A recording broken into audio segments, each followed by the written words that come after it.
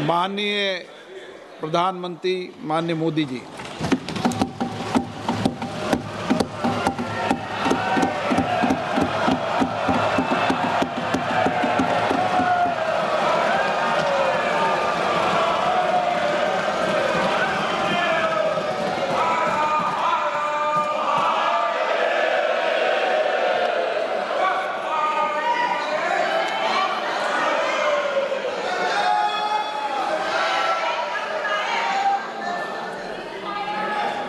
आदरणीय अध्यक्ष जी, इस सत्र के प्रारंभ में ही मैं जब मीडिया के साथियों से बात कर रहा था तब मैंने सभी माननीय सांसदों को अपील करते हुए एक बात का उल्लेख किया था। मैंने कहा था कि ये सत्र भारत के विजयोत्सव का सत्र है।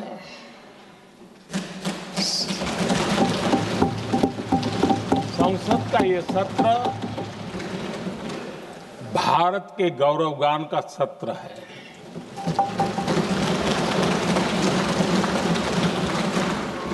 आदरणीय अध्यक्ष जी,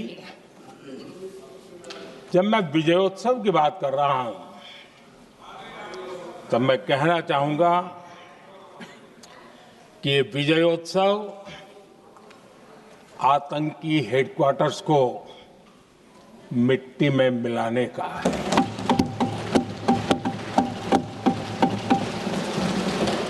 जब मैं विजयोत्सव कहता हूं तो ये विजयोत्सव सिंदूर की सौगंध पूरा करने का है।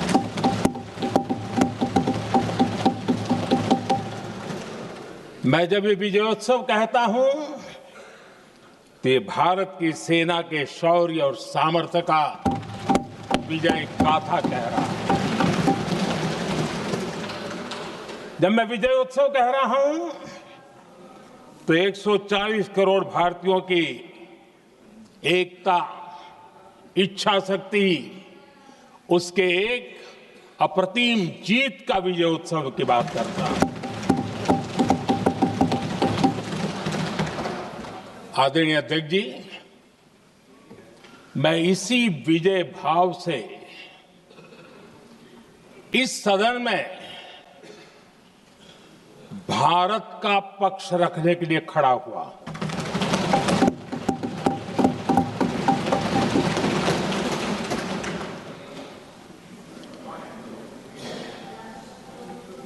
और जिन्हें भारत का पक्ष नहीं दिखता है उन्हें मैं आईना दिखाने के लिए खड़ा हुआ।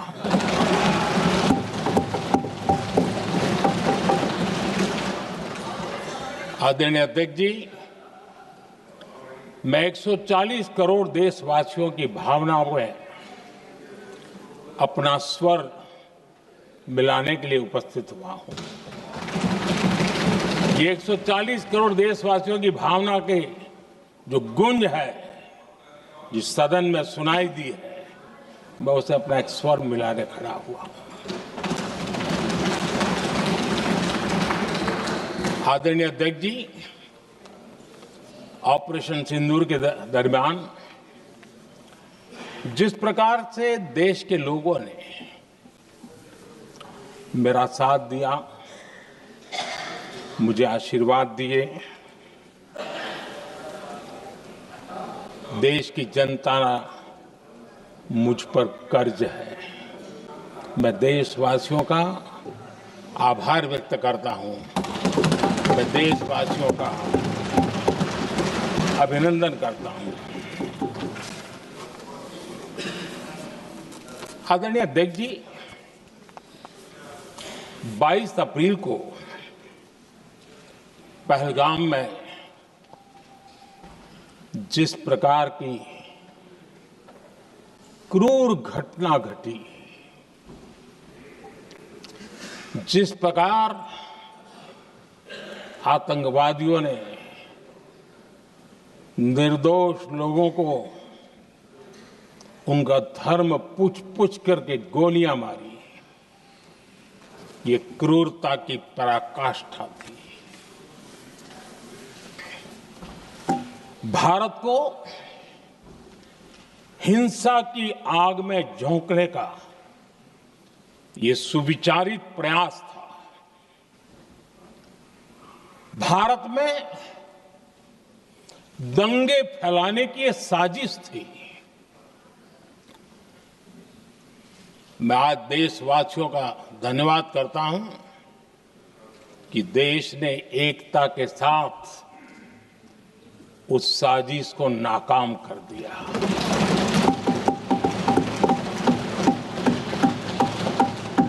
आदरणीय अध्यक्ष जी, 22 अप्रैल के बाद मैंने एक सार्वजनिक रूप से और विश्व को समझ में आए इसलिए कुछ अंग्रेजी में भी वाक्यों का प्रयोग किया था और मैंने कहा था कि हमारा संकल्प है, हम आतंकियों को मिट्टी में मिला देंगे।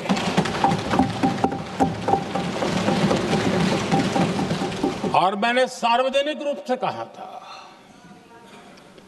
सजा उनके आकाओं को भी होगी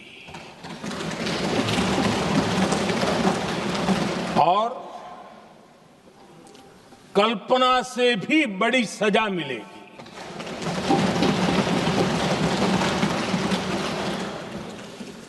22 अप्रैल को मैं विदेश था,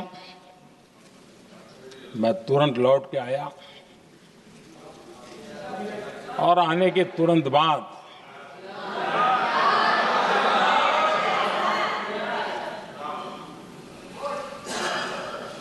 मैंने एक बैठक बुलाई और उस बैठक में हमने साफ साफ निर्देश दिए कि आतंकवाद को करारा जवाब देना होगा और ये हमारा राष्ट्रीय संकल्प है। आदरणीय अध्यक्ष जी, हमें हमारे सैन्य बलों की क्षमता पर पूरा विश्वास है, पूरा भरोसा है उनकी क्षमता पर, उनके सामर्थ्य पर, उनके साहस पर। सेना को कार्रवाई की खुली छूट दे दी गई और यह भी कहा गया कि सेना तय करें कब, कहां, कैसे, किस प्रकार से। ये सारी बातें उस मीटिंग में साफ साफ कह दी गई और कुछ बातें उसमें से मीडिया में शायद रिपोर्ट भी हुई है।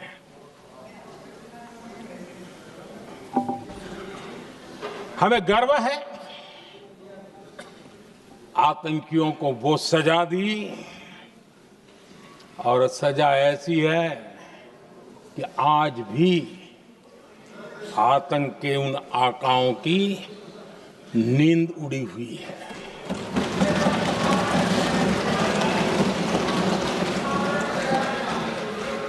आदरणीय अध्यक्ष जी, मैं हमारी सेना की सफलता के उससे जुड़े भारत के उस पक्ष को सदन के माध्यम से देशवासियों के सामने रखना चाहता हूं। पहला पक्ष, पहलगाम हमले के बाद से ही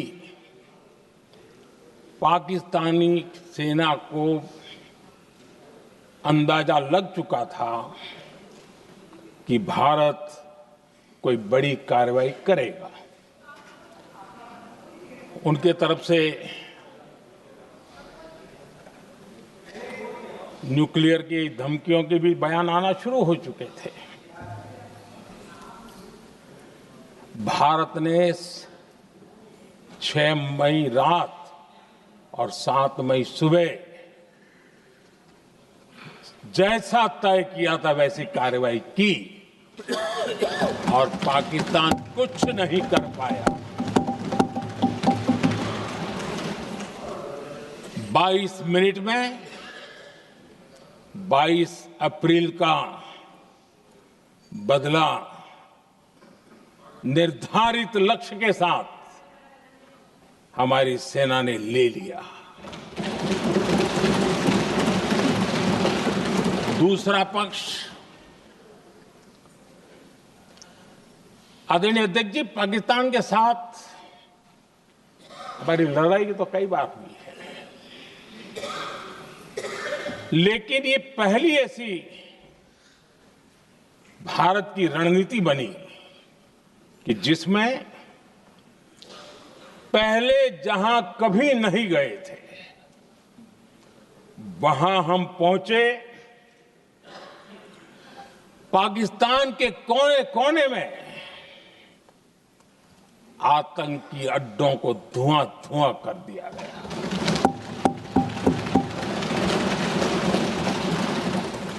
आतंक के गढ़ कोई सोच नहीं सकता कि वहां तक कोई जा सकता है। बहावलपुर और मुर्गे उसको भी जमीन दोस्त कर दिया गया। आदरणीय अध्यक्ष जी, हमारे सेनाओं ने आतंकी अड्डों को तबाह कर दिया। तीसरा पक्ष, पाकिस्तान की न्यूक्लियर धमकी को हमने झूठा साबित कर दिया।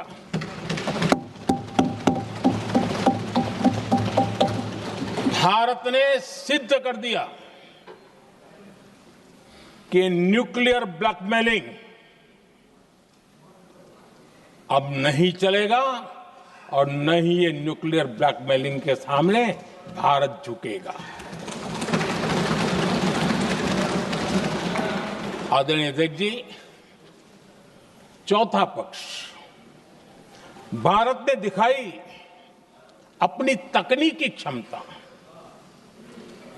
पाकिस्तान के सीने पर सटीक प्रहार किया।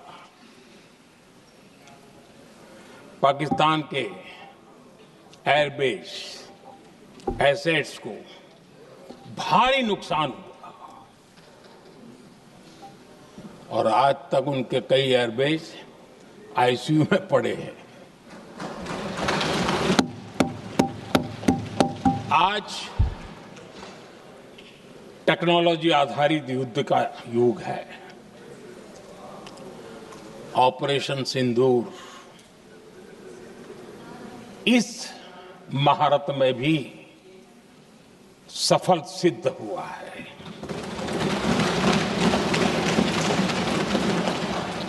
अगर पिछले 10 साल में जो हमने तैयारियां की हैं वो न की होती तो इस तकनीक के युग में हमारा कितना नुकसान हो सकता था, इसका हम अंदाज लगा सकते हैं। पांचवा पक्ष,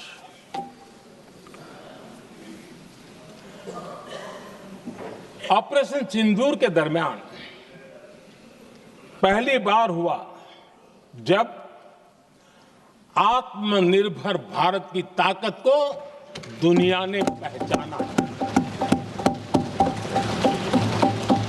made in India drone, made in India missile ने पाकिस्तान के हथियारों की पोल खोल करके रख दी।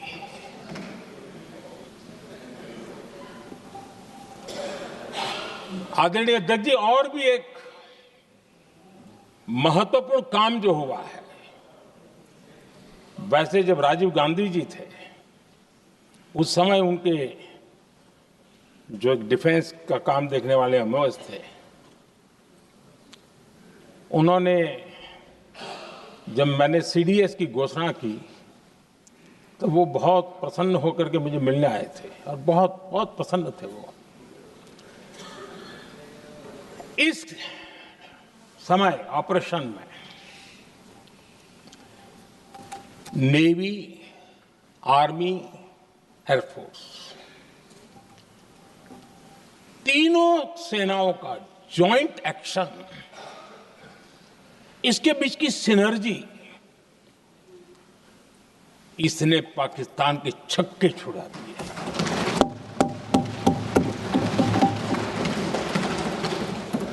आदरणीय अध्यक्ष जी, आतंक की घटनाएं पहले भी देश में होती थी,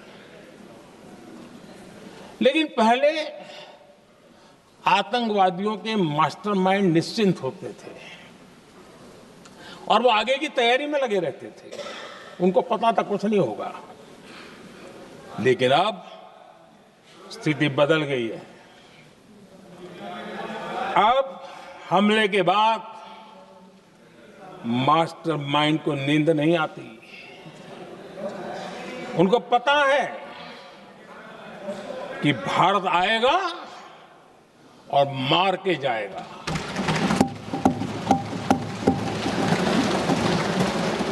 ये न्यू नॉर्मल भारत ने सेट कर दिया है।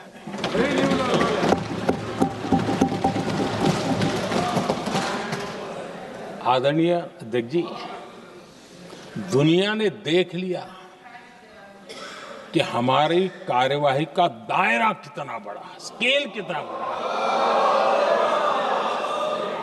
सिंदूर से लेकर के सिंधु तक पाकिस्तान पर कार्रवाई की है। ऑपरेशन सिंदूर ने तय कर दिया कि भारत में आतंकी हमले की, उसके आकाओं को और पाकिस्तान को भारी कीमत चुकानी पड़ेगी। अब ऐसे ही नहीं जा सकते। आदरणीय अध्यक्ष जी, ऑपरेशन सिंदूर से स्पष्ट होता है कि भारत ने 3 सूत्र तय किए हैं।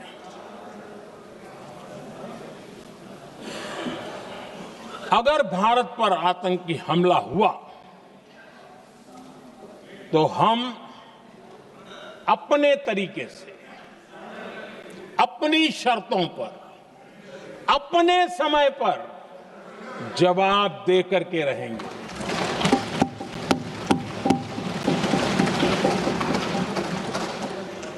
दूसरा,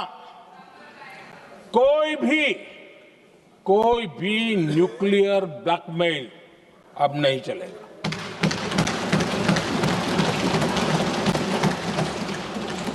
और तीसरा, हम आतंक की सरपरस्त सरकार और आतंक के आकाओं, उनको अलग अलग नहीं देखेंगे। आदरणीय अध्यक्ष जी,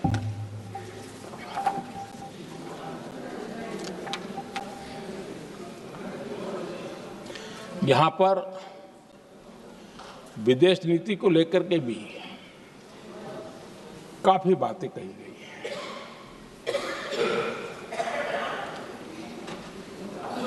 दुनिया के समर्थन को लेकर के भी काफी बातें कही गई हैं। मैं आज सदन में कुछ बातें पूरी स्पष्टता से कह रहा हूं। दुनिया में किसी भी देश ने भारत को अपनी सुरक्षा में कार्रवाई करने से रोका नहीं है।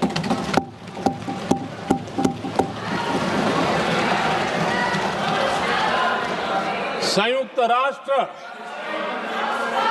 193 कंट्रीज,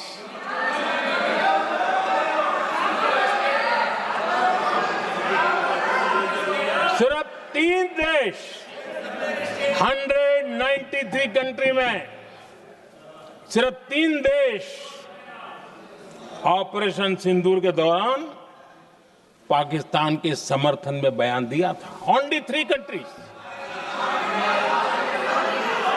क्वाड हो, ब्रिक्स हो, फ्रांस, रूस, जर्मनी, कोई भी देश का नाम ले लीजिए, तमाम देश दुनिया भर से भारत को समर्थन मिला है।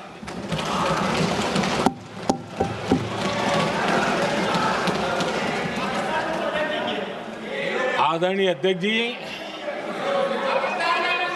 दुनिया का समर्थन तो मिला, दुनिया के देशों का समर्थन मिला, माननीय, लेकिन ये दुर्भाग्य है कि मेरे देश के वीरों के पराक्रम को कांग्रेस का समर्थन नहीं।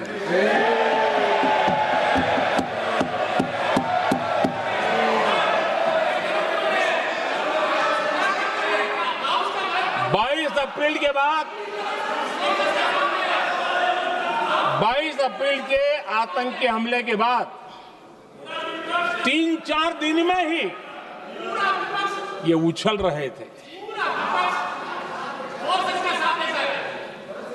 और कहना शुरू कर दिया,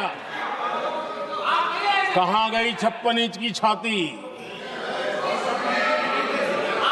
कहां खो गया मोदी, मोदी तो फेल हो गया। क्या मजा ले रहे थे, उनको लगता है वाह बाजी मार ली। उनको पहलगाम के निर्दोष लोगों की हत्या में भी वो अपनी राजनीति तराशते थे।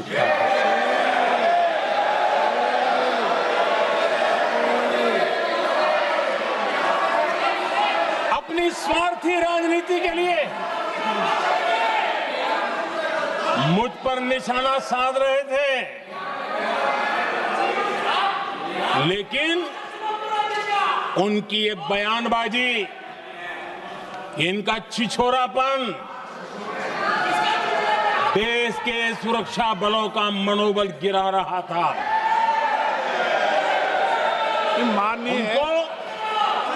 माननीय प्रतिपक्ष के नेता, एक मिनट, प्रतिपक्ष के नेता आपकी बात अपने ध्यान से सुनिए। आप बेटे कांग्रेस कर रहे हैं और कुछ नेताओं को पीछे से, ये उचित नहीं है आपके लिए। न भारत के सामर्थ्य पर भरोसा है और न ही भारत की सेनाओं पर,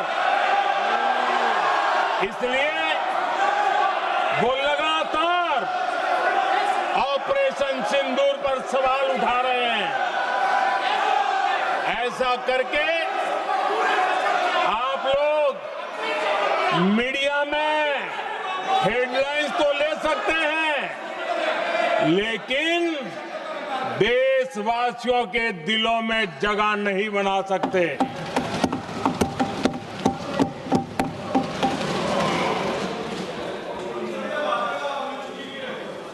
आदरणीय सभापति जी, आदरणीय अध्यक्ष जी, 10 मई को भारत ने ऑपरेशन सिंदूर के तहत हो रहे एक्शन को रोकने की घोषणा की। इसको लेकर यहां भांति भांति की बातें कही गई। ये वही प्रोपेगेंडा है जो सीमा पार से फैलाया गया है। कुछ लोग सेना द्वारा दिए गए तथ्यों की जगह पाकिस्तान के झूठ प्रचार को आगे बढ़ाने में जुटे हुए हैं।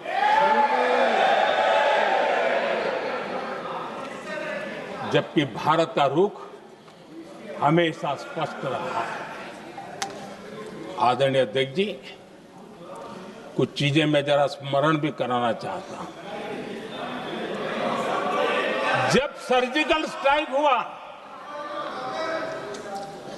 उस समय हमने लक्ष्य तय किया था, हमारे जवानों को तैयार करके, कि हम उनके इलाके में जाकर के आतंकियों के जो लॉन्चिंग पैड है उनको नष्ट करेंगे और सर्जिकल स्ट्राइक एक रात के उस ऑपरेशन में हमारे लोग सूर्योदय होते होते काम पूरा करके वापस आए। लक्ष्य निर्धारित था कि ये करना है। जब बालाकोट एयर स्ट्राइक किया तो हमारा लक्ष्य तय था कि आतंकियों के जो ट्रेनिंग सेंटर्स है इस बार हम उसको तबाह करेंगे, और हमने वो भी करके दिखाया। ऑपरेशन सिंदूर के समय हमारा लक्ष्य तय था, और हमारा लक्ष्य था कि आतंक के जो एपी सेंटर है और पहलगाम के आतंकियों को जहां से पुरजोश योजना बनी, ट्रेनिंग मिली, व्यवस्था मिली, उस पर हमला करेंगे। हमने उनके नाभि पर हमला कर दिया।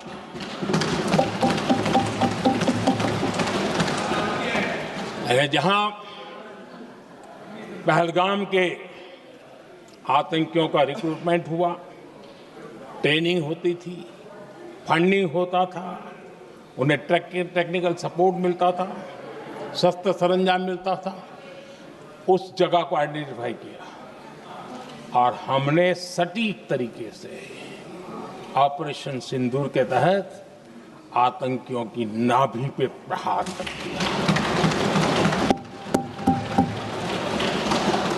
और आदरणीय अध्यक्ष जी, इस बार भी हमारी सेना ने 100% लक्ष्यों को हासिल करके देश के सामर्थ्य का परिचय दिया।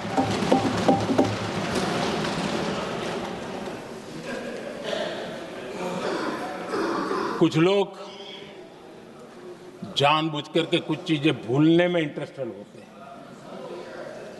देश भूलता नहीं है, देश को याद है। 6 रात और 7 मई सुबह ऑपरेशन हुआ था, और 7 मई को सुबह भारत ने प्रेस कॉन्फ्रेंस हमारी सेना ने की, और इस प्रेस कॉन्फ्रेंस में भारत ने स्पष्ट कर दिया था,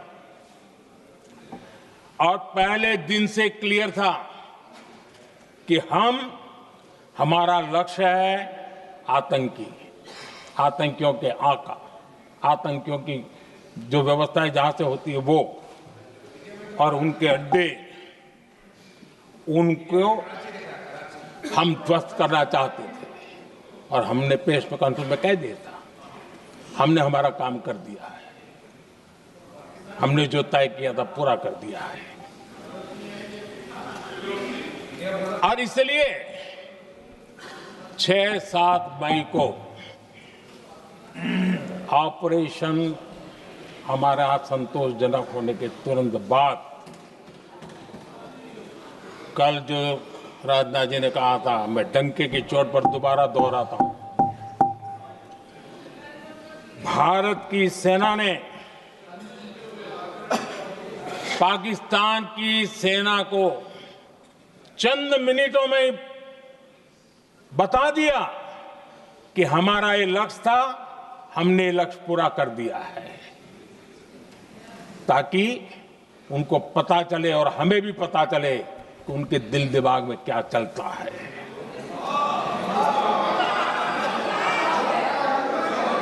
हमने अपना लक्ष्य 100% हासिल कर लिया था, और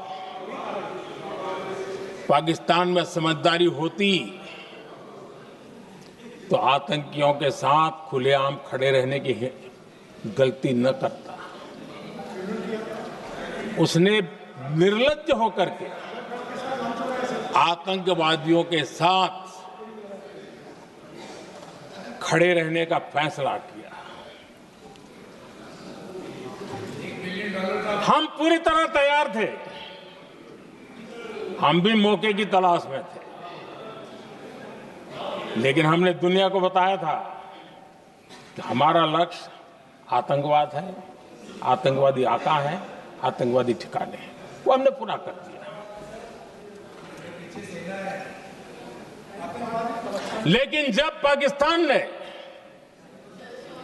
आतंकियों की मदद में आने का फैसला किया और मैदान में उतरने की हरकत की, तो भारत की सेना ने सालों तक याद रह जाए ऐसा करारा जवाब दे करके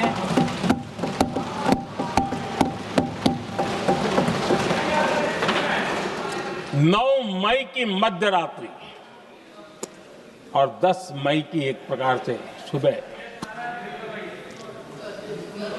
हमारी मिसाइलें उन्होंने पाकिस्तान के हर कोने में प्रचंड प्रहार किया, जिसकी पाकिस्तान ने कभी कल्पना नहीं की थी, और पाकिस्तान को घुटनों पर आने के लिए मजबूर कर दिया।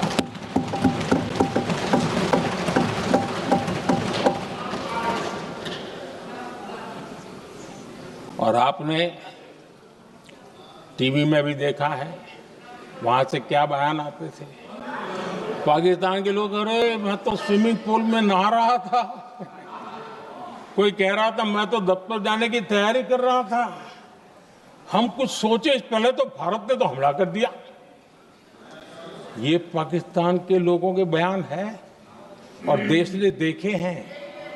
स्विमिंग पूल में नहा रहा था।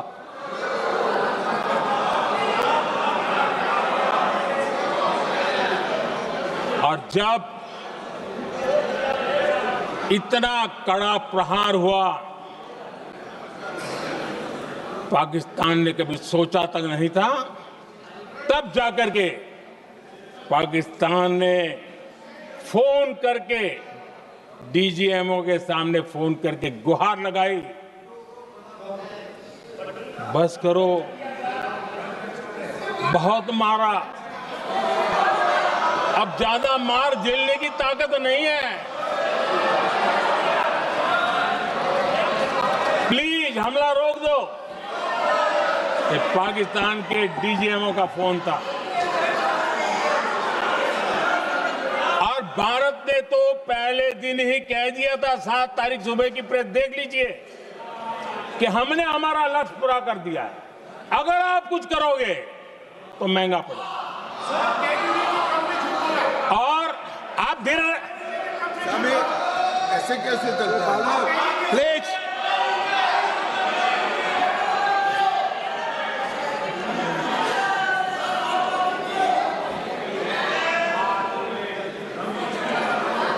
मैं आज दोबारा कह रहा हूं, ये भारत की स्पष्ट नीति थी, सुविचारित नीति थी, सेना के साथ मिलकर के तय की हुई नीति थी, और वे ये थी कि हम आतंक, उनके आका, उनके ठिकाने, ये हमारा लक्ष्य है।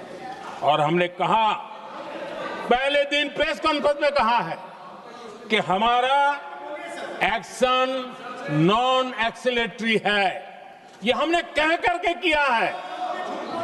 और इसके लिए साथियों हमने हमला रोका। अध्यक्ष जी, दुनिया के किसी भी नेता ने भारत के ऑपरेशन रोकने के लिए नहीं कहा।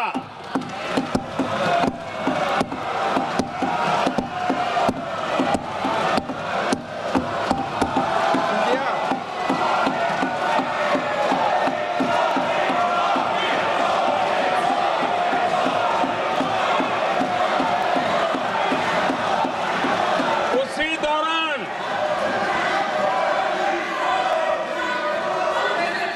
9 तारीख को रात को अमेरिका के उपराष्ट्रपति जी ने मुझसे बात करने का प्रयास किया। वो घंटे भर कोशिश कर रहे थे, लेकिन मेरी सेना के साथ मीटिंग चल रही थी, तो मैंने उनका फोन उठा नहीं पाया। बाद में मैंने उनको कॉल बैक किया। मैंने कहा कि आपका फोन था, 3-4 बार आपका फोन आ गया, क्या है? तो अमेरिका के उपराष्ट्रपति जी ने मुझे फोन पे बताया कि पाकिस्तान बहुत बड़ा हमला करने वाला है, ये उन्होंने मुझे बताया। मेरा जो जवाब था, जिनको समझ नहीं आता है उनको तो नहीं आएगा।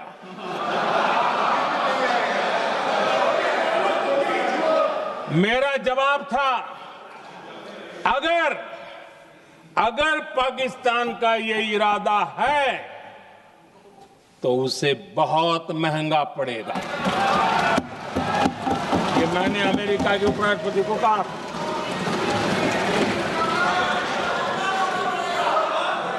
अगर पाकिस्तान हमला करेगा तो हम बड़ा हमला कर करके जवाब देंगे। ये मेरा जवाब था। और आगे मेरा एक वाक्य था, मैंने कहा था हम गोली का जवाब गोले से देंगे। ये 9 तारीख रात की बात है और 9 रात में और 10 सुबह हमने पाकिस्तान को सैन्य शक्ति को तहस नहस कर दिया था। और यही हमारा जवाब था, यही हमारा जज्बा था। और आज पाकिस्तान भी भली भांति जान गया है कि भारत का हर जवाब पहले से ज्यादा तगड़ा होता है।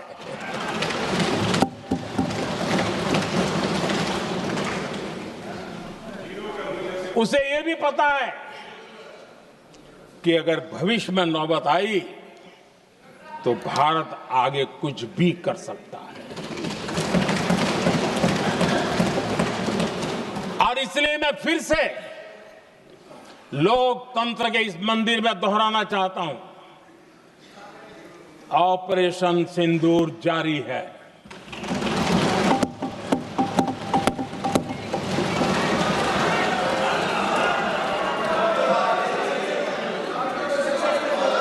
पाकिस्तान ने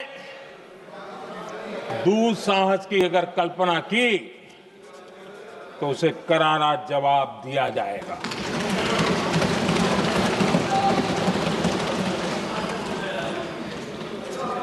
आदरणीय अध्यक्ष जी, आज का भारत आत्मविश्वास से भरा हुआ है। आज का भारत आत्मनिर्भरता के मंत्र को लेकर के पूरी शक्ति के साथ तेज गति से आगे बढ़ रहा है। देश देख रहा है भारत आत्मनिर्भर बनता जा रहा है।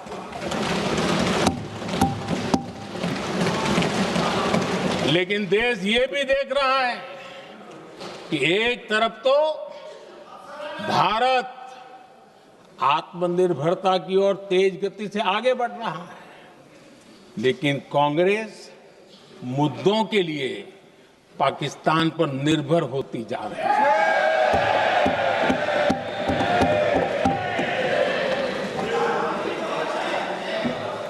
मैं आज पूरा दिन देख रहा था, जो 16 घंटे से जो चर्चा चल रही है, दुर्भाग्य से। प्लीज बैठिए, सब जवाब दे दिया आपका। आप सुनते नहीं, सबका जवाब दे दिया। प्लीज दुर्भाग्य से सुनिए जवाब। कांग्रेस को पाकिस्तान के मुद्दे इंपोर्ट करने पड़ रहे हैं।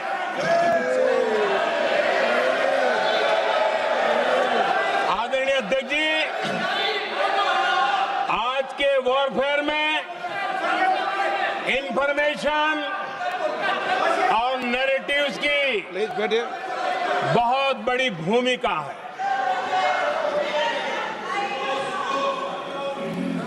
नैरेटिव घड़ करके, एआई का भी भरपूर उपयोग करके सेनाओं के मनोबल को कमजोर करने के खेल भी खेले जाते हैं। जनता के अंदर अविश्वास पैदा करने के भी भरपूर प्रयास होते हैं। दुर्भाग्य से कांग्रेस और उसके सहयोगी पाकिस्तान के ऐसे ही प्रपंच के प्रवक्ता बन चुके हैं।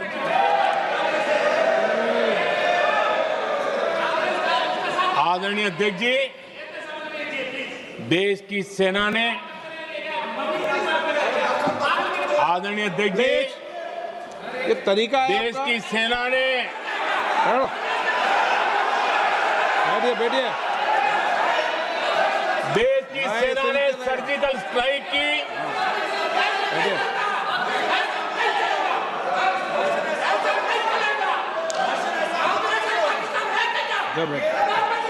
बैठिए बैठिए। आदरणीय अध्यक्ष जी, देश की सेना ने सफलतापूर्वक सर्जिकल स्ट्राइक की तो तुरंत कांग्रेस वालों ने सेना से सबूत मांगे थे, लेकिन जब उन्होंने देश का मूड देखा, देश का मिजाज देखा, तो सुर उनके बदलने लगे और बदल करके क्या कहने लगे? कांग्रेस के लोगों ने कहा, ये सर्जिकल स्ट्राइक क्या बड़ी बात है, ये तो हमने भी की थी।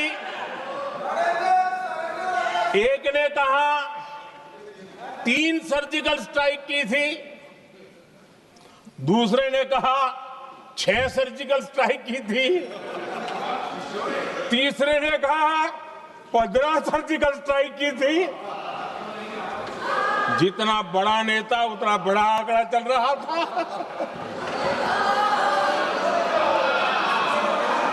आदरणीय अध्यक्ष जी, इसके बाद बालाकोट में सेना ने एयर स्ट्राइक की। अब एयर स्ट्राइक तो ऐसी थी कि वो कुछ कह नहीं सकते थे, इसलिए ये तो नहीं कहा कि भाई हमने भी की थी। उसमें तो उन्होंने समझदारी दिखाई, लेकिन फोटो मांगने लगे। एयर स्ट्राइक हुई तो फोटो दिखाओ, क्या कहां गिरा, क्या तोड़ा, कितने मरे, बस यही पूछते रहे। पाकिस्तान भी यही पूछता था, ये भी यही पूछते थे। इतना ही नहीं, आदरणीय अध्यक्ष जी, जब पायलट अभिनंदन पकड़े गए तो पाकिस्तान में तो खुशी का माहौल होना स्वाभाविक था कि उनके हाथ में भारतीय सेना का एक पायलट उनके हाथ लगा था। लेकिन यहां पर भी कुछ लोग थे जो कानों कानों में कह रहे थे, अब मोदी फंसा, अब अभिनंदन वहां आए, मोदी ला करके दिखा दे, अब देखते हैं मोदी क्या करता है। आज डंके की चोट पर अभिनंदन वापिस आए।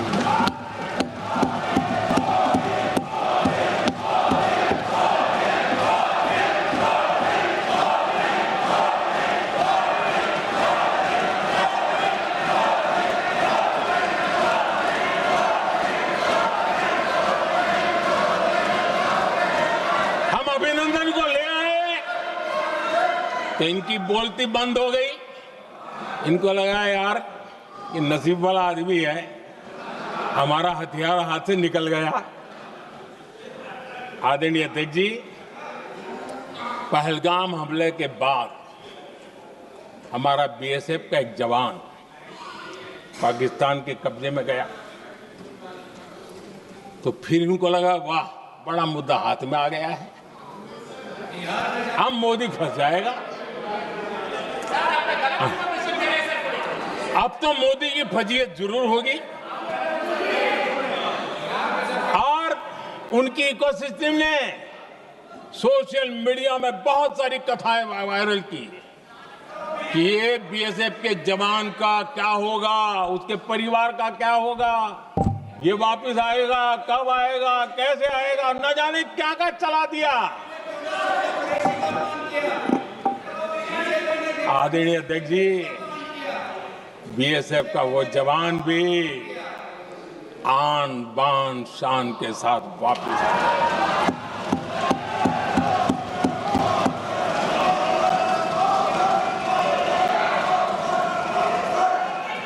आतंकवादी रो रहे हैं,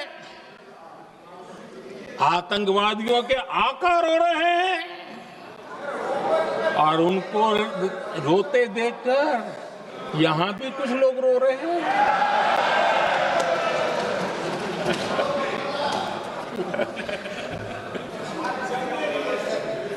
अब देखिए, सर्जिकल स्ट्राइक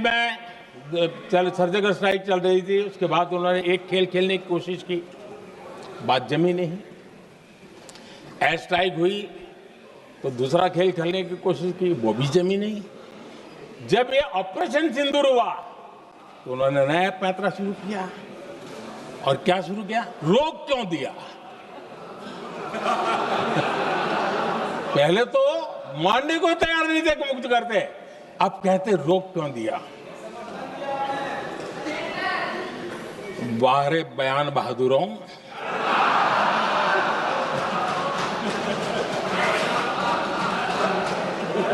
आपको विरोध का कोई न कोई बहाना चाहिए, और इसलिए सिर्फ मैं नहीं, पूरा देश आप पर हंस रहा है।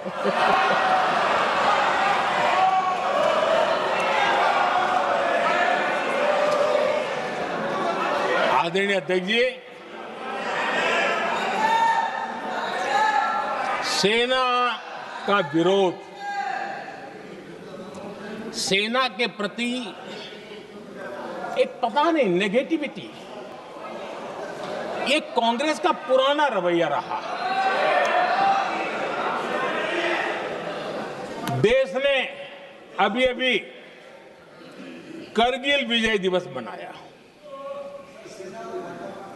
लेकिन देश पूरी तरह जानता है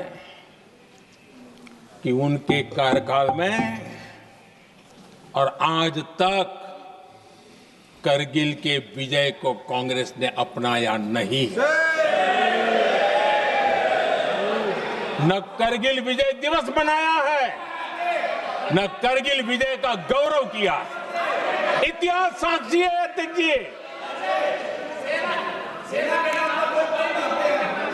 जब डोकलाम में सैन्य हमारा शौर्य दिखा रहा था, तब कांग्रेस के नेता चुपके चुपके किससे ब्रीफिंग लेते थे, वो सारी दुनिया अब जान गई।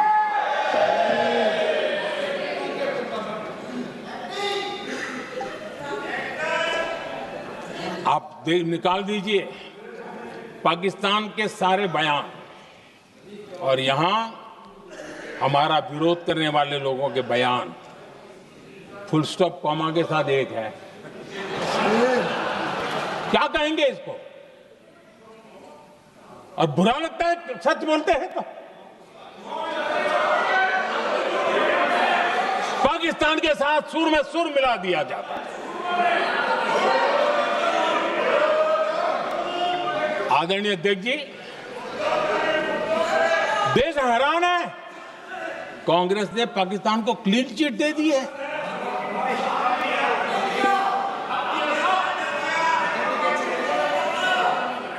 उनकी ये हिम्मत, और इनकी आदत जाती नहीं है, ये हिम्मत कि पहलगाम के आतंकी पाकिस्तानी थे, इसका सबूत दो।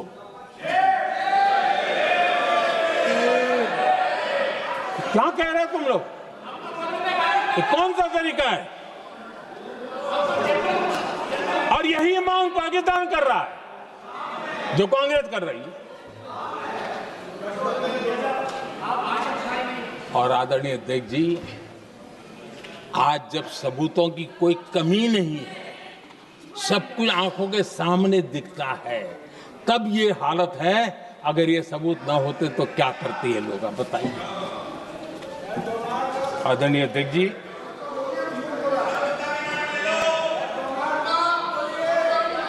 अध्यक्ष जी, ऑपरेशन सिंदूर के एक पार्ट की तरफ तो चर्चा भी बहुत होती है, ध्यान भी जाता है, लेकिन देश के लिए कुछ गौरव की क्षणें होती हैं, ताकत की परिचय होता है, उसकी तरफ भी ध्यान जाना बहुत आकर्षित है।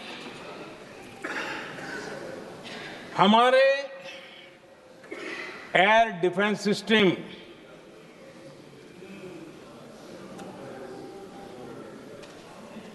दुनिया में इसकी चर्चा है।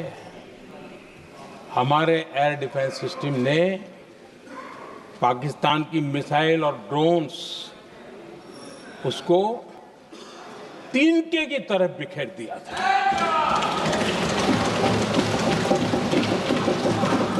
आदरणीय अध्यक्ष जी, मैं एक आंकड़ा आज बताना चाहता हूं, पूरा देश गर्व से भर जाएगा। कुछ लोगों का क्या होगा मैं नहीं जानता, पूरा देश गर्व से भर जाएगा। 9 मई को पाकिस्तान ने करीब 1000 मिसाइलों और आर्म्ड ड्रोन्स के भारत पर बहुत बड़ा हमला करने की कोशिश की। 1000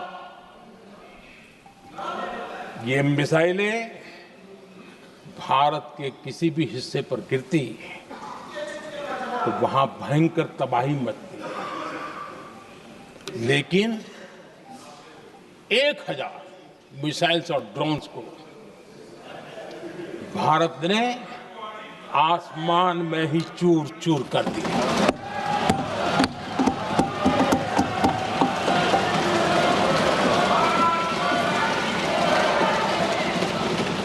हर देशवासी को इससे गर्व हो रहा, लेकिन जैसे कांग्रेस के लोग इंतजार कर रहे थे, कुछ तो गड़बड़ होगी यार, मोदी मरेगा, कहीं तो फंसेगा।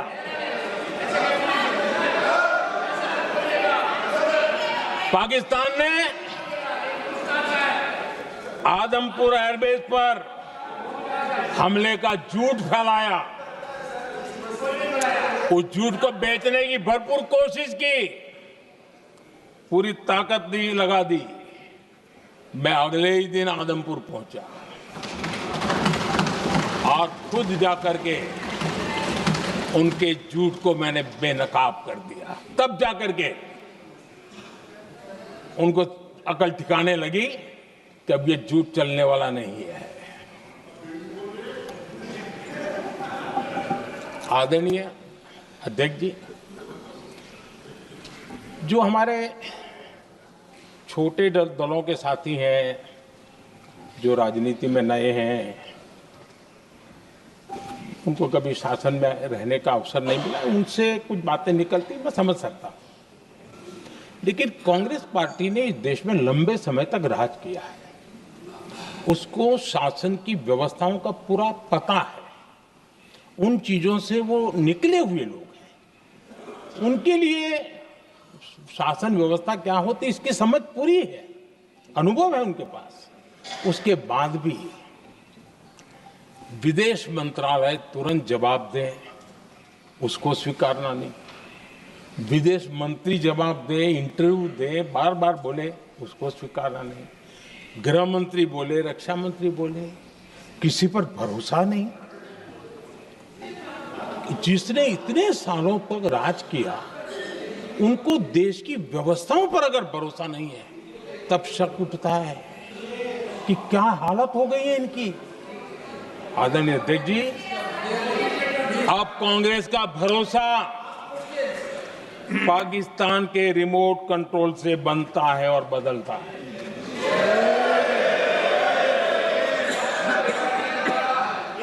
आदरणीय अध्यक्ष जी, एक बिल्कुल कांग्रेस के नए सदस्य, यानी उनको तो क्षमा करनी चाहिए, नए सदस्य को क्या कहेंगे, लेकिन कांग्रेस के आका जो उनको लिख करके देते हैं और उनसे बुलवाते हैं, खुद में हिम्मत नहीं है, उनसे बुलवाते हैं कि ऑपरेशन सिंदूर ये तो तमाशा था, ये आतंकवादियों ने जिन 26 लोगों को मौत के घाट उतारा था ना, उस भयंकर क्रूर घटना पर ये तेजाब छिड़कने वाला पाप है। तमाशा कहते हो? आपकी असहमति हो सकती है, और ये कांग्रेस के नेता बुलवाते हैं।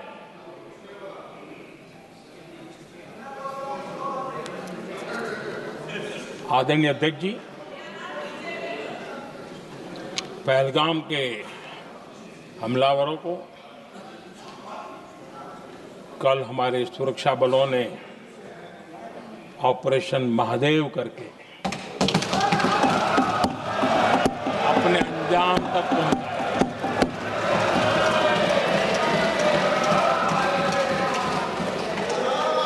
लेकिन मैं हैरान हूं, यहां ठहाके लगा के पूछा गया कि आखिर ये कल ही क्यों हुआ।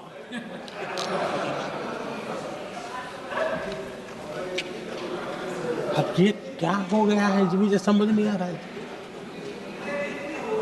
क्या ये ऑपरेशन के लिए कोई सावन महीने का सोमवार ढूंढा गया था क्या? क्या हो गया है इन लोगों को? हताशा, निराशा इस हद तक।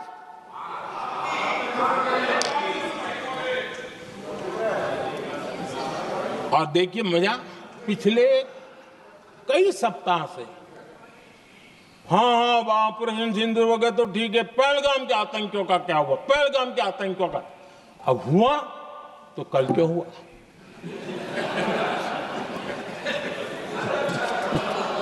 और कल ही क्यों हुआ? क्या हाल है अध्यक्ष जी का। आदरणीय अध्यक्ष जी,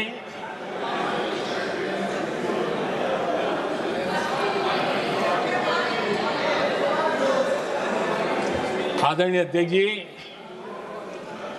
शास्त्रों में कहा गया है,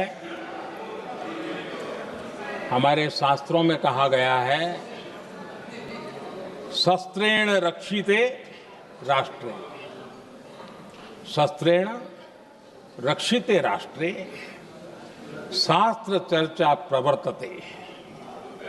अर्थात जब राष्ट्र शस्त्र से सुरक्षित होते हैं तभी वहां शास्त्र की, ज्ञान की चर्चाएं जन्म ले पाती है। जब सीमा पर सेनाएं मजबूत होती है तभी लोकतंत्र प्रखर होता है। आदरणीय अध्यक्ष जी, ऑपरेशन सिंदूर बीते दशक में भारत की सेना के सशक्तिकरण का एक साक्षात प्रमाण है। ऐसे ही नहीं हुआ है। कांग्रेस के शासन के दौरान सेनाओं को आत्मनिर्भर बनाने के संबंध में सोचा तक नहीं जाता था। आज भी आत्मनिर्भर शब्द की मजाक उड़ाई जाती है। वैसे वो महात्मा गांधी से आया हुआ है, लेकिन आज भी मजाक उड़ाई जाती है। हर रक्षा सौदे में कांग्रेस अपने मौके खोजती रहती थी।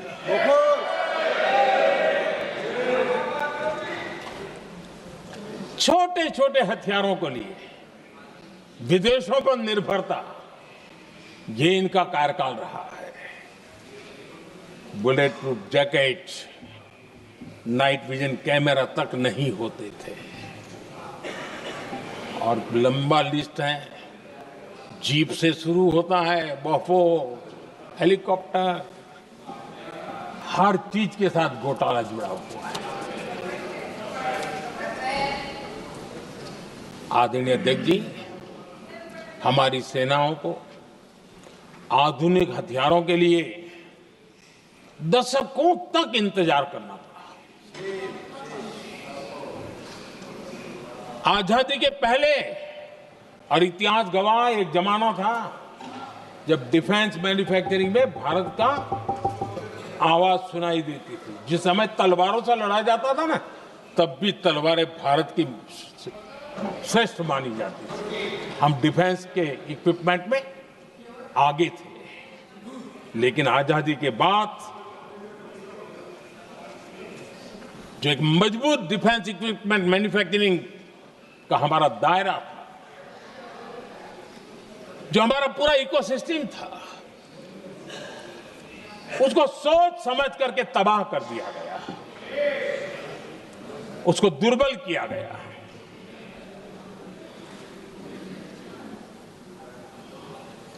रिसर्च और मैन्युफैक्चरिंग के लिए रास्ते बंद कर दिए गए। अगर इसी नीति पर हम चलते तो भारत इस 21वीं सदी में ऑपरेशन सिंदूर के संबंध में सोच भी नहीं सकता। यह हालत करके रखा हुआ था उन्होंने। भारत को सोचना पड़ता कि अगर कोई एक्शन लेना है तो शस्त्र कहां से मिलेंगे, साधन कहां से मिलेगा, बारूद कहां से मिलेगा, समय पर मिलेगा या नहीं मिलेगा, बीच बचाव में रुक तो नहीं जाएगा, ये टेंशन पालना पड़ता है।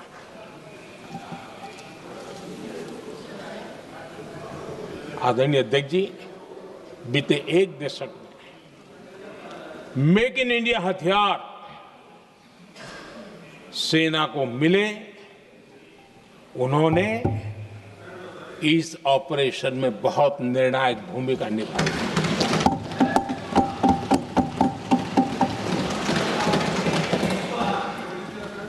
आदरणीय अध्यक्ष जी,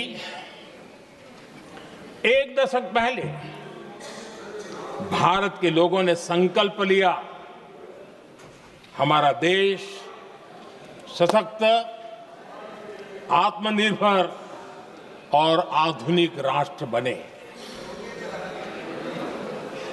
रक्षा, सुरक्षा, हर क्षेत्र में बदलाव के लिए एक के बाद एक ठोस कदम उठाए गए, सीरीज ऑफ रिफॉर्म्स किए गए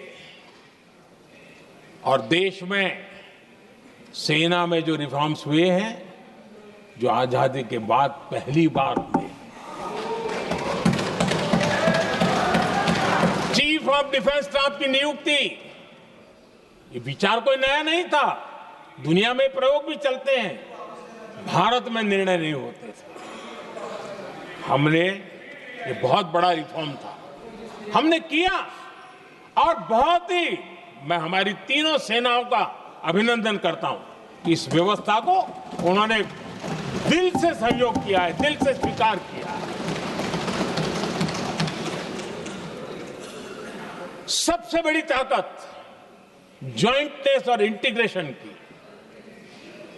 इस समय नेवी हो, एयरफोर्स हो, आर्मी हो, ये इंटीग्रेशन और ज्वाइंटनेस ने हमारी ताकत को अनेक गुना बढ़ा दिया और उसका परिणाम भी हमें नजर में आया है, ये हमने करके देखा है।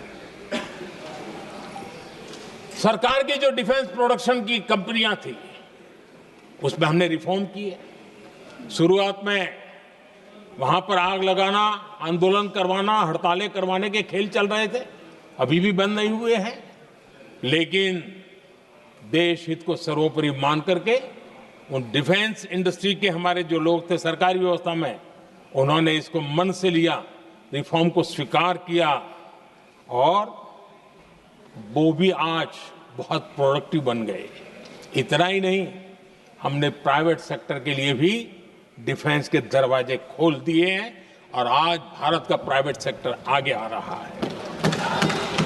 आज स्टार्टअप्स डिफेंस के क्षेत्र में हमारे 27-30 साल के नौजवान, टियर 2, टियर 3 सिटी के नौजवान, कई कुछ जगह तो बेटियां स्टार्टअप का नेतृत्व कर रही है। डिफेंस के सेक्टर में सैकड़ों की तादाद में आज स्टार्टअप काम कर रहे हैं। ड्रोन्स, एक प्रकार से मैं कह सकता हूं, ड्रोन्स की जितनी भी एक्टिविटी हमारे देश में हो रही है, शायद एवरेज 30-35 की उम्र होगी जो लोग कर रहे हैं, सारे लोग, और सैकड़ों की तादाद में कर रहे हैं। और उसका ताकत, क्योंकि इनका भी योगदान था इसमें, जिन्होंने इस प्रकार के प्रोडक्शन किए हैं, और वो हमें ऑपरेशन सिंदूर में बहुत काम आए। मैं उन सबके प्रयासों को बहुत साधुवाद करता हूं और मैं उनको विश्वास दिलाता हूं, आगे बढ़िए, अब देश रुकने वाला नहीं है। आदरणीय अध्यक्ष जी, डिफेंस सेक्टर में मेक इन इंडिया ये नारा नहीं था। हमने इसके लिए बजट पॉलिसी में जो परिवर्तन करना था, जो नए इनिशिएटिव ले रहे थे, वो नए इनिशिएटिव लिए।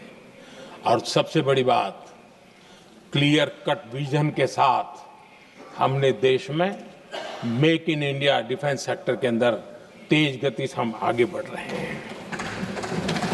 आदरणीय अध्यक्ष जी, एक दशक में डिफेंस का बजट लगभग पहले से 3 गुना हुआ है। डिफेंस प्रोडक्शन में करीब करीब 250% वृद्धि हुई है, 250% वृद्धि हुई है।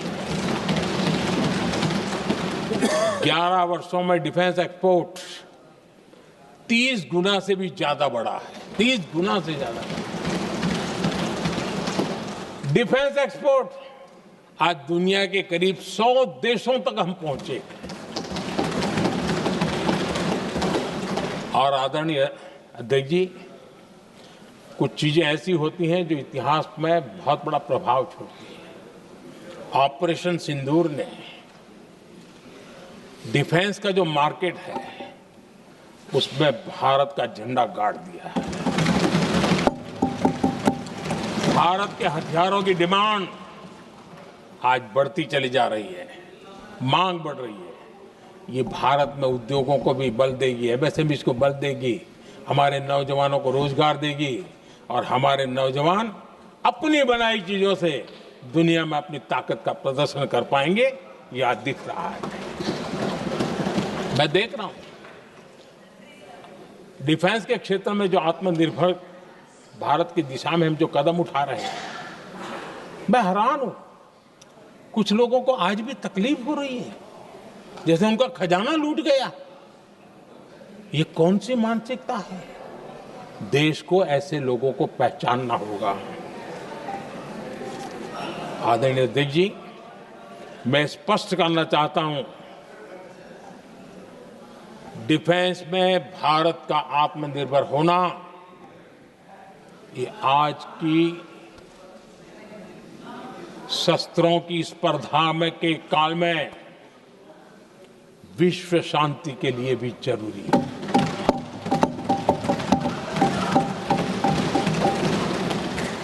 मैं पहले भी कह चुका हूं, भारत युद्ध का नहीं, बुद्ध का देश है। हम समृद्धि, शांति चाहते हैं, लेकिन हम ये कभी न भूले कि समृद्धि का और शांति का रास्ता शक्ति से ही गुजरता है।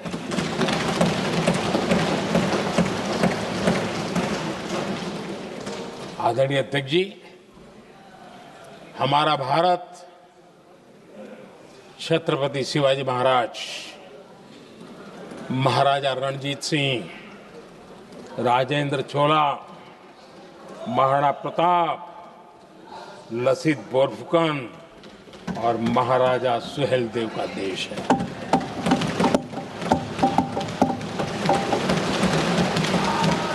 आदरणीय अध्यक्ष जी, हम विकास और शांति के लिए सामरिक सामर्थ्य पर भी फोकस करते हैं। आदरणीय अध्यक्ष जी, कांग्रेस के पास नेशनल सिक्योरिटी का विजन न पहले था और आज तो सवाल ही नहीं उठता है।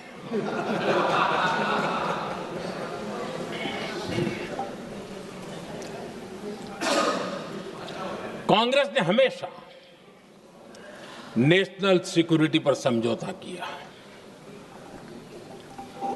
आज जो लोग पूछ रहे हैं पीओके को वापस क्यों नहीं लिया? वैसे ये सवाल मुझे ही पूछ सकते हैं और किसको पूछ सकते हैं?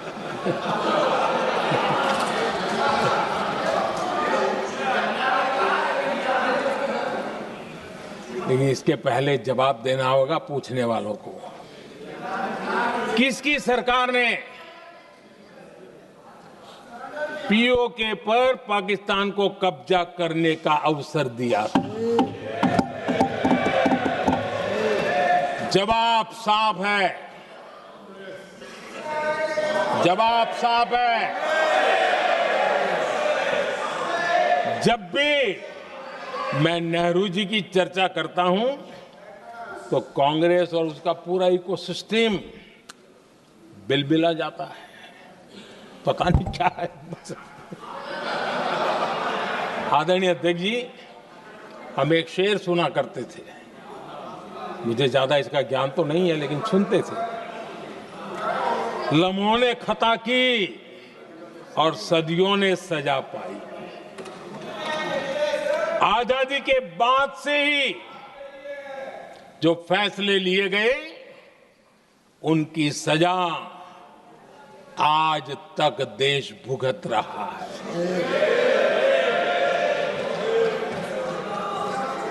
यहां बार बार एक बात का जिक्र हुआ और मैं फिर से करना चाहूंगा। अक्साई चीन की उस पूरे क्षेत्र को बंजर जमीन करार दिया गया, ये कह करके तो बंजर है। देश की 38,000 वर्ग किलोमीटर जमीन हमें खोनी पड़ी।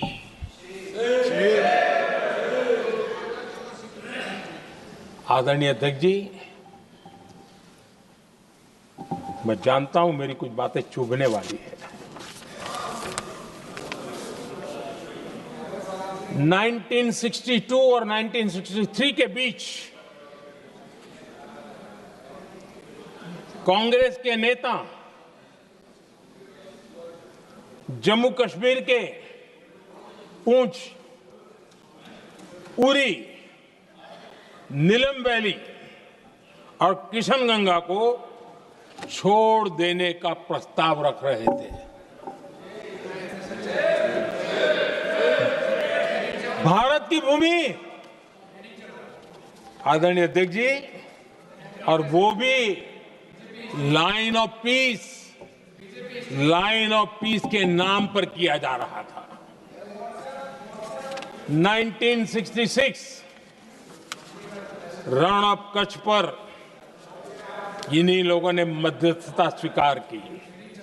ये था उनका राष्ट्रीय सुरक्षा का विजन। एक बार फिर उन्होंने भारत का करीब 800 वर्ग किलोमीटर क्षेत्र पाकिस्तान को सौंप दिया, जिसमें छड़बेट भी शामिल है, कि कहीं उसको छड़ा बेट भी कहते हैं। 1965 की जंग में हाजीपीर पास को हमारी सेना ने वापस जीत लिया था, लेकिन कांग्रेस ने उसे फिर लौटा दिया। 1971 पाकिस्तान के 93,000 फौजी हमारे पास बंदी थे। पाकिस्तान का हजारों वर्ग किलोमीटर एरिया हमारी सेना ने कब्जा किया था। हम बहुत कुछ कर सकते थे, विजय की स्थिति में थे। उस दौरान अगर थोड़ी सा विजन होता, थोड़ी सी समझ होती, तो पीओके वापस लेने का निर्णय हो सकता। वो मौका था, वो मौका भी छोड़ दिया गया। अरे इतना ही नहीं, इतना सारा जब सामने टेबल पर था, अरे कम से कम करतारपुर साहब को तो ले सकते थे, वो ही नहीं कर पाया। 1974 श्रीलंका को कच्चथीवू द्वीप को गिफ्ट कर दिया गया। आज तक हमारे मछुआरे भाई बहनों को इससे परेशानी होती है, उनकी जान पर आफत आती है। क्या गुनाह था तमिलनाडु के मेरे फिशरमैन भाई बहनों का कि आपने उनका हक छीन लिया और दूसरों को गिफ्ट कर दिया? कांग्रेस का दशकों से इरादा लेकर चल रही थी कि सियाचिन से सेना हटा दी जाए। आदरणीय अध्यक्ष जी, 2014 में देश ने इनको मौका नहीं दिया, वरना आज सियाचिन भी हमारे पास नहीं होता।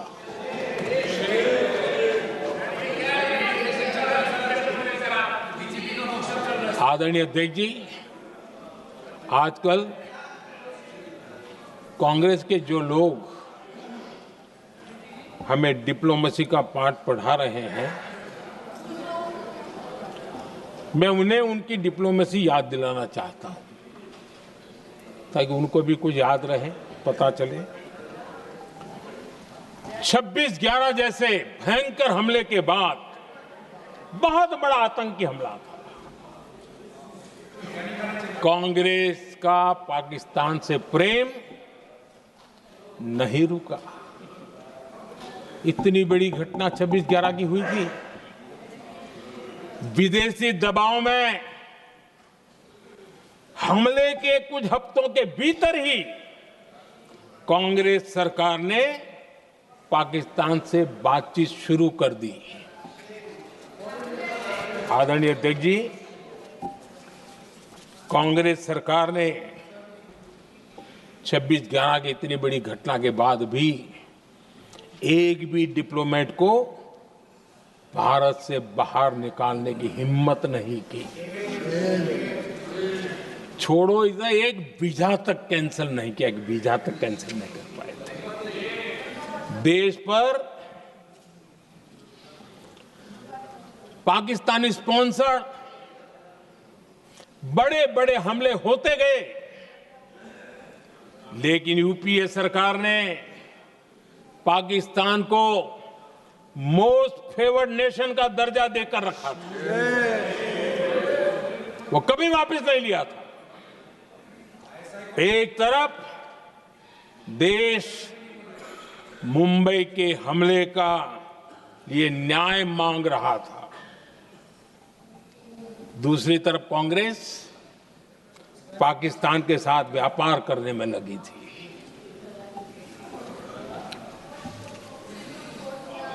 पाकिस्तान वहां से खून की होली खेलने वाले आतंकियों को भेजते रहे और कांग्रेस यहां अमन की आश के मुशायरे किया करती थी। मुशायरे होते थे। हमने आतंकवाद और अमन की आस का ये वन वे ट्रैफिक बंद कर दिया।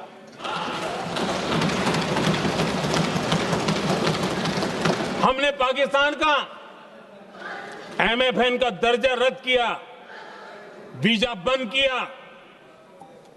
हमने अटारी वाघा बॉर्डर को बंद कर दिया। आदरणीय अध्यक्ष जी,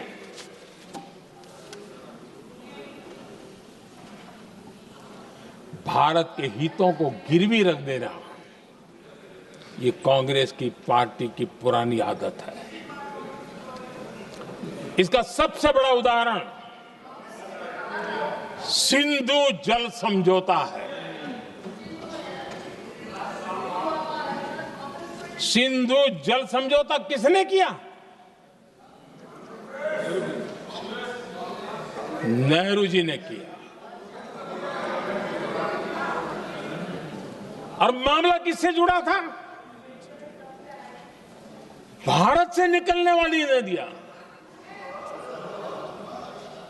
हमारे यहां से निकली हुई नदियां, उसका वो पानी था।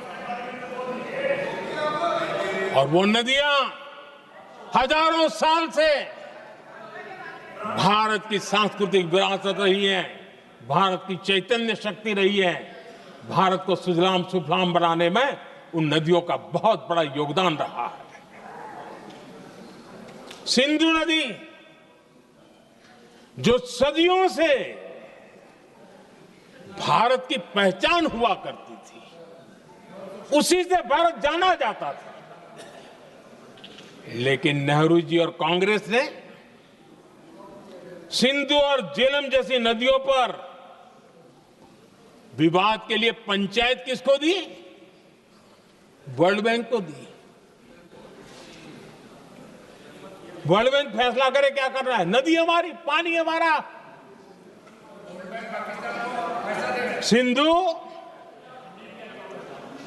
सिंधु जल समझौता सीधा सीधा भारत की अस्मिता और भारत के स्वाभिमान के साथ किया गया बहुत बड़ा धोखा था।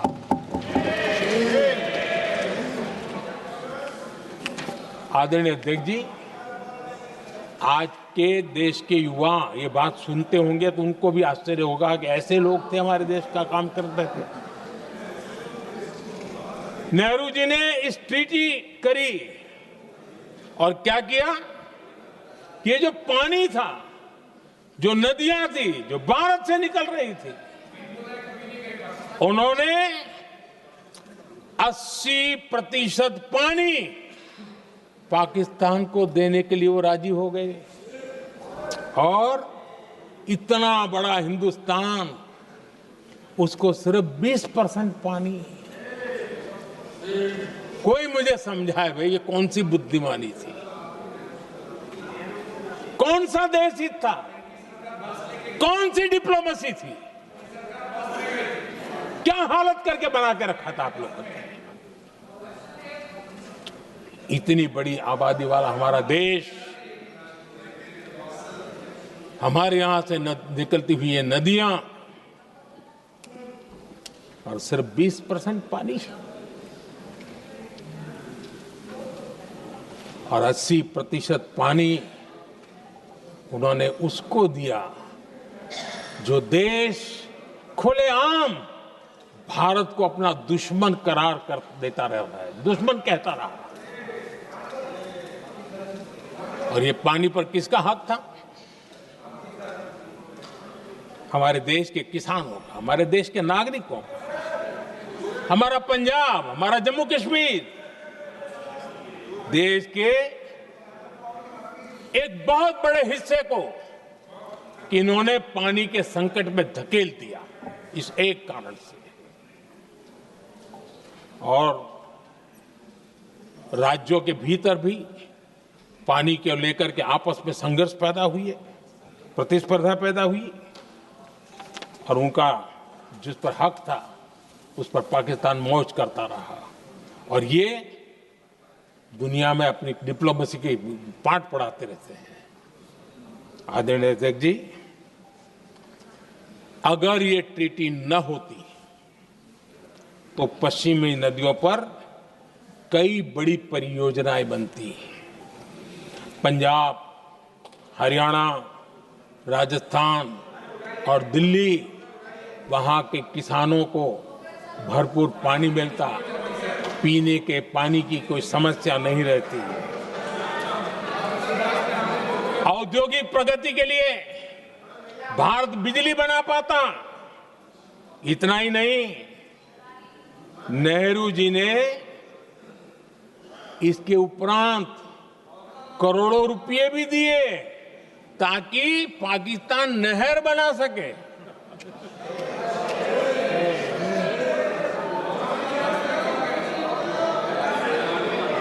आदरणीय अध्यक्ष जी, इससे भी बड़ी बात, देश चौंक जाएगा। ये चीजें छिपाई गई है, दबा दी गई है। कहीं भी बांध बनता है तो उसमें एक मैकेनिज्म होता है उसकी सफाई का, डीसिल्टिंग का। उसमें जो मिट्टी भर जाती है, बाकी घास वगैरह आकर के भर जाता है तो उसकी कैपेसिटी कम होती है, तो उसकी सफाई के लिए यानी इनबिल्ट व्यवस्था होती है। नेहरू जी ने पाकिस्तान के कहने पर यह शर्त स्वीकार की है कि इन बांध में जो मिट्टी आएगी, कूड़ा कचरा आएगा और बांध भर जाएगा, इसकी सफाई नहीं कर सकते, डिसिल्टिंग नहीं कर सकते हैं। बांध हमारे यहां, पानी हमारा, लेकिन निर्णय पाकिस्तान का कि आप डिसिल्टिंग नहीं कर सकते। इतना ही नहीं, जब इस बार मैं डिटेल में गया तो एक बांध तो ऐसा है कि जहां ये डिसिल्टिंग के लिए जो गेट होता है ना, उसको वेल्डिंग कर दिया गया है ताकि कोई गलती से भी खोल करके वो मिट्टी को निकाल ना दे। पाकिस्तान ने नेहरू जी से लिखवा लिया था कि भारत बिना पाकिस्तान की मर्जी अपने बांधों में जमा होने वाली मिट्टी साफ नहीं करेगा, डिसिल्टिंग नहीं करेगा। ये समझौता देश के खिलाफ था और बाद में नेहरू जी को भी ये गलती माननी पड़ी। इस समझौते में निरंजन दास गुलाटी करके का सज्जन उसमें जुड़े हुए थे।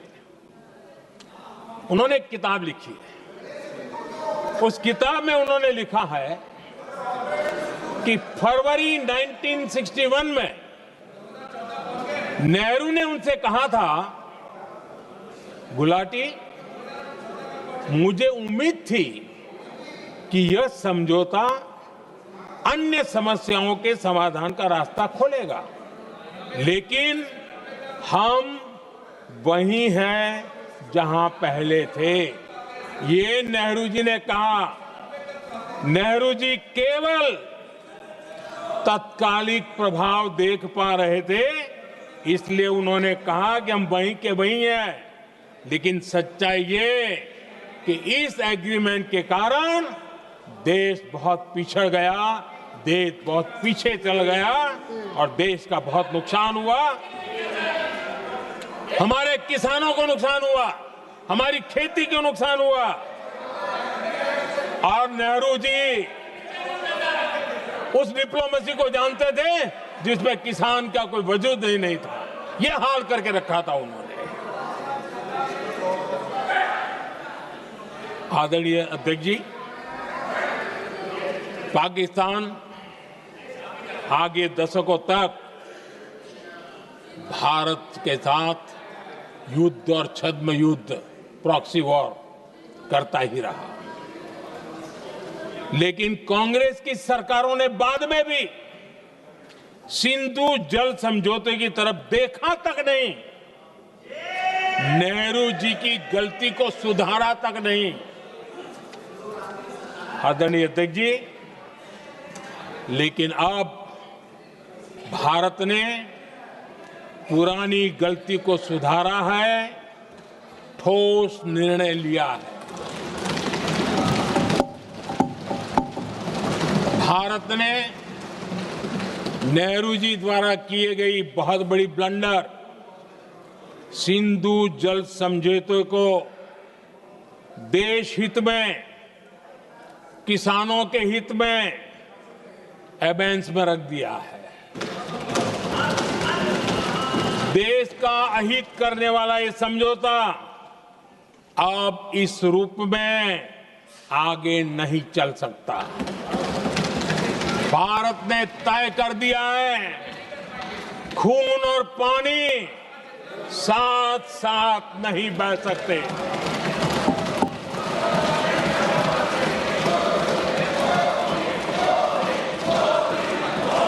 माननीय सदस्य, आप बहुत देर हो गई, आप उपनेता हैं, ये तरीका आप बैठे बैठे टोकते हैं, प्लीज, ये शोभा नहीं देता आपके लिए। बैठिए बैठिए बैठिए आदरणीय, बैठिए, शोभा नहीं देता आपका। अध्यक्ष जी, आप उपनेता, अपनी मर्यादा बना के रखें। चल बैठिए। वहां बैठे साथी आतंकवाद पर लंबी लंबी बातें करते हैं। जब ये सत्ता में था, जुड़े हुए हैं। जब इनको राज करने का अवसर मिला था, तब देश का हाल क्या है, क्या रहा था, वो आज भी देश भूला नहीं है। 2014 से पहले देश में असुरक्षा का जो माहौल था, अगर वो आज याद भी करे ना, तो वो लोग सिहर जाते हैं। आदरणीय अध्यक्ष जी,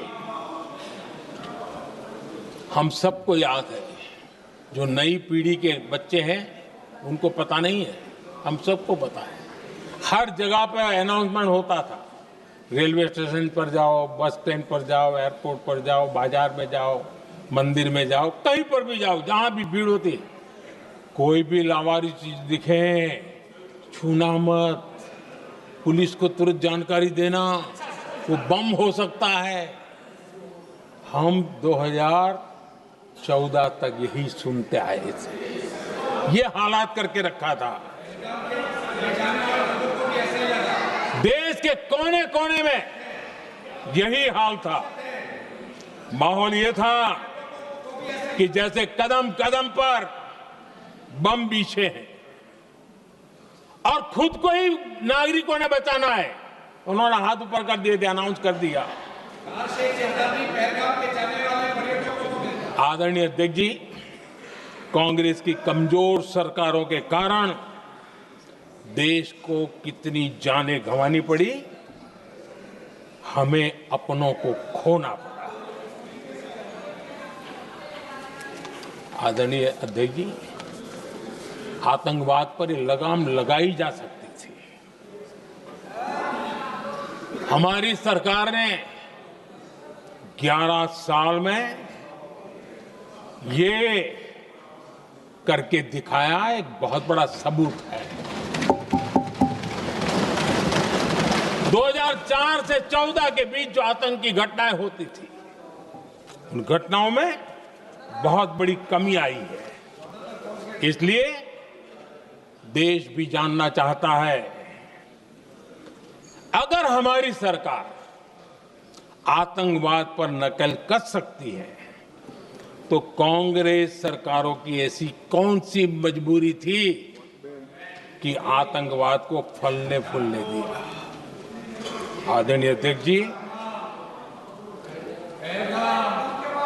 कांग्रेस के राज में आतंकवाद अगर फला फूला है, तो उसका एक बड़ा कारण इनकी तुष्टीकरण की राजनीति है, वोट बैंक की राजनीति है। जब दिल्ली में बाटला हाउस एनकाउंटर हुआ, कांग्रेस के एक बड़ी नेता के आंख में आंसू थे, आतंकवादी मारे गए इसके कारण। और वोट पाने के लिए इस बात को हिंदुस्तान के कोने कोने में पहुंचाया गया। आदरणीय अध्यक्ष जी, 2001 में देश की संसद पर हमला हुआ था। तब कांग्रेस के एक बड़े नेता ने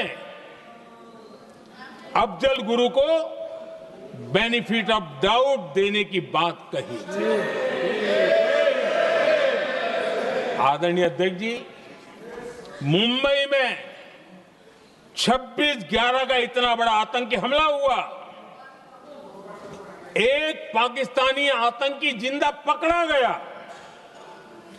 पाकिस्तान की मीडिया ने, दुनिया ने यह स्वीकार किया कि पाकिस्तानी है, लेकिन यहां कांग्रेस पार्टी इतना बड़ा पाकिस्तान का पाप, इतना बड़ा पाकिस्तानी आतंकी हमला, और ये क्या खेल खेल रहे थे? वोट बैंक की राजनीति के लिए क्या कर रहे थे? कांग्रेस पार्टी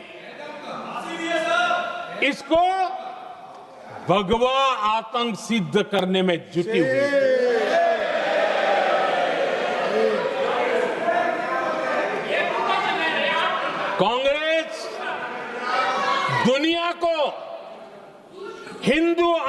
आतंकवाद की थ्योरी बेचने में लगी हुई थी।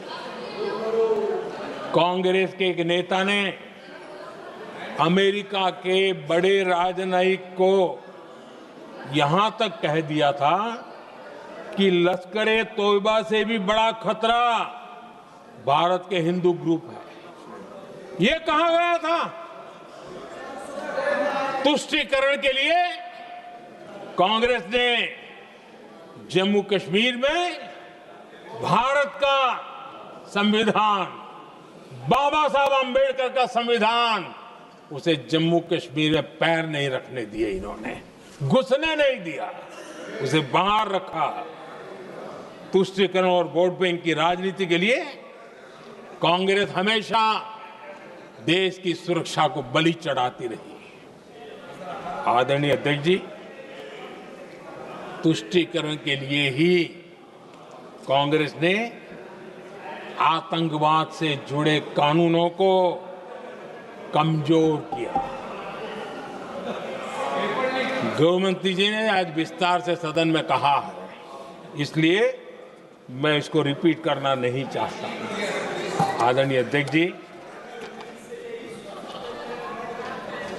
मैंने इस सत्र की शुरुआत में आग्रह किया था, मैंने कहा था कि दल हित में हमारे मत मिले न मिले, दल हित में हमारे मत मिले न मिले, देश हित में हमारे मन जरूर मिलने चाहिए।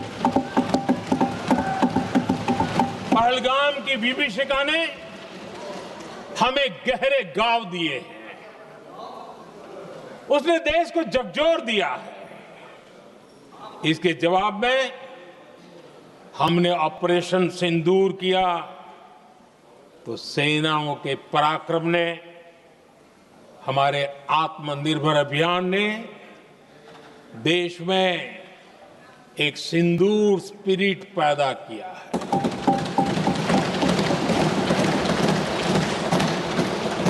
ये सिंदूर स्पिरिट हमने तब भी देखी जब दुनिया भर में हमारे प्रतिनिधि मंडल भारत की बात बताने गए।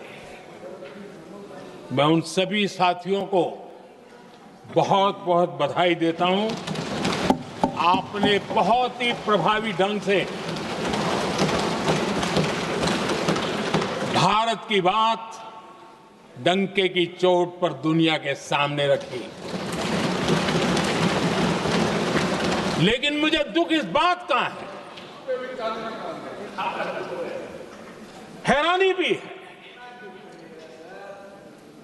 जो खुद को कांग्रेस के बड़े नेता समझते हैं, उनके पेट में दर्द हो रहा है कि भारत का पक्ष दुनिया के सामने क्यों रखा गया।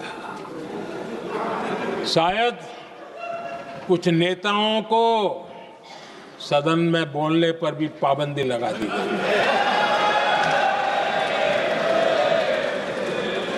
आदरणीय अध्यक्ष जी, इस मानसिकता से बाहर निकलने की जरूरत है। कुछ पंक्तियां मेरे मन में आती हैं, मैं अपने भाव व्यक्त करना चाहता हूं। आदरणीय अध्यक्ष जी, करो चर्चा और इतनी करो, करो चर्चा और इतनी करो कि दुश्मन दहशत से दहल उठे। दुश्मन दहशत से दहल उठे। रहे ध्यान बस इतना ही, रहे ध्यान बस इतना ही, मान सिंदूर और सेना का प्रश्नों में भी अटल रहे।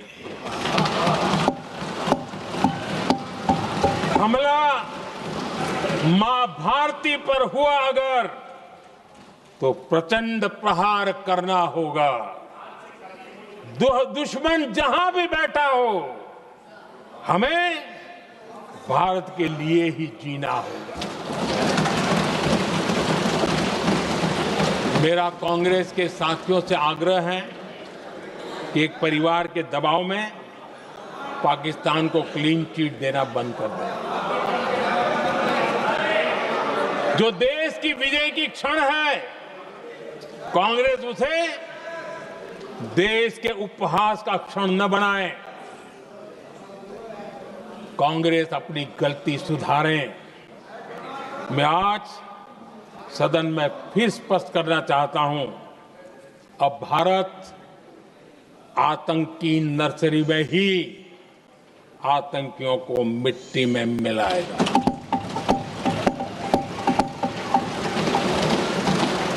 हम पाकिस्तान को भारत के भविष्य खेलने नहीं देंगे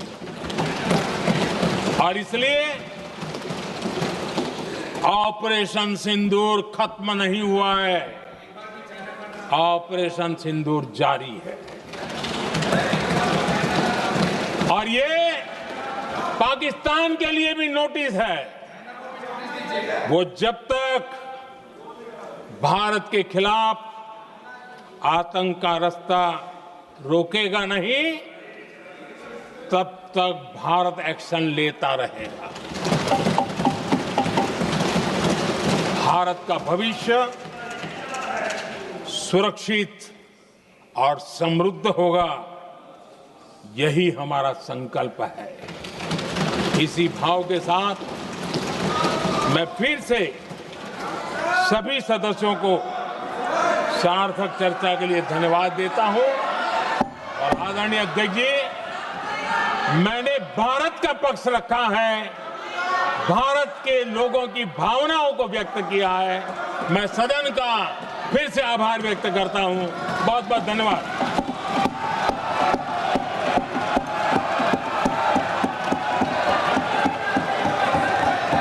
सभा की कार्रवाई